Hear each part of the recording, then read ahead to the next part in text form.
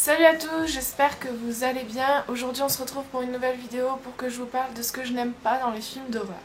C'est vraiment une globalité parce que du coup j'adore les films d'horreur et j'en regarde souvent, j'en regarde dès qu'il y en a un qui sort, je veux le regarder. Et ça ne m'a pas empêché de regarder des films d'horreur et ça ne m'empêchera pas d'en regarder, c'est juste les choses que j'ai le plus remarquées dans les films d'horreur et qui m'ont le plus déplu parce que du coup ça revient toujours au même.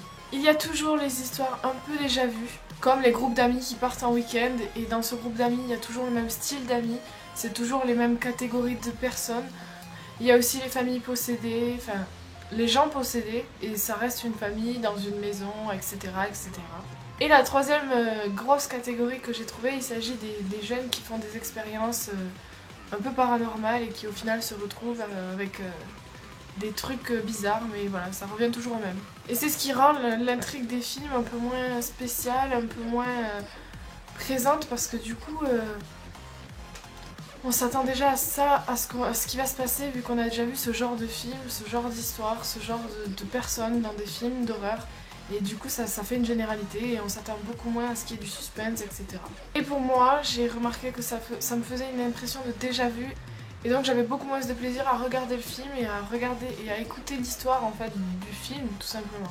Le deuxième point que je n'aime pas dans les films d'horreur, il s'agit des moments de suspense qui sont à peu près tous pareils. Des moments calmes, tellement trop calmes il va arriver quelque chose et du coup on s'y attend parce qu'on se dit tiens c'est trop calme donc il va se passer quelque chose.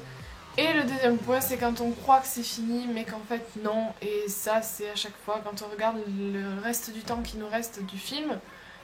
On se rend compte qu'il va encore se passer quelque chose et que c'est pas vraiment la fin. Et du coup, pour moi, c'est un déroulement tellement utilisé dans les films d'horreur que ça ne me fait plus rien.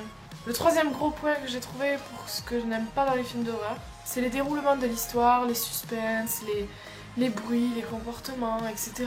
On s'y attend forcément. Et puis dans les groupes d'amis, il y a ceux qui n'y croient pas, on a toujours les mêmes catégories de personnes, toujours les mêmes catégories de suspense qu'ils mettent en place.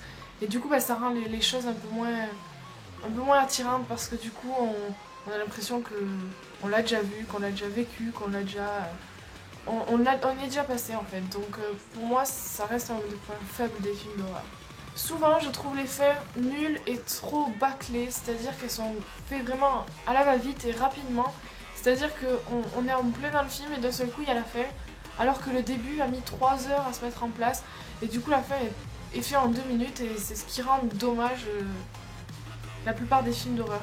Après, comme j'ai dit, dans l'ensemble, ça reste mon style de film préféré, et je n'arrêterai pas de regarder des films d'horreur, c'est juste que je crois que j'ai fait le tour des histoires assez banales, des histoires... qu'on a le plus utilisé dans les films d'horreur pour faire la mise en scène, etc. Que pour moi, ça reste vraiment...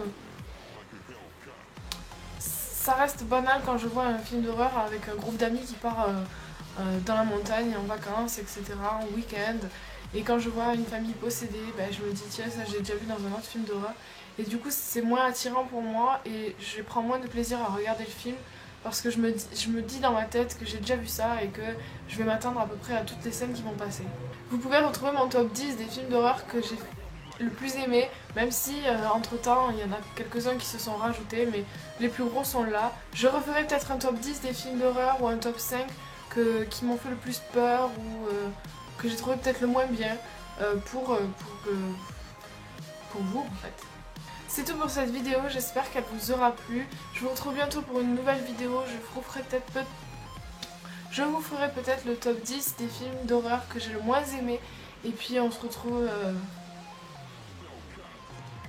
ce week-end pour une nouvelle vidéo.